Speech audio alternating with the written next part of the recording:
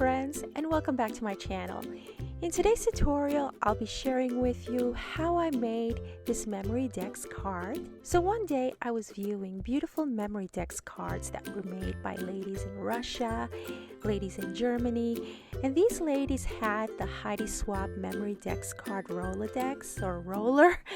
And so the way they are doing theirs is exactly like you see in my picture. And then it dawned on me, duh, I've been making them the wrong way.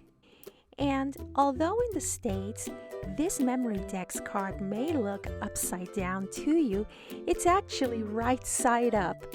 And if you have a Heidi Swapp Memorydex card spinner, it'll make all the sense in the world to you. But if you put your Memorydex cards in a tray or in a box, then yes, you want to continue making them upside down. Enjoy the video.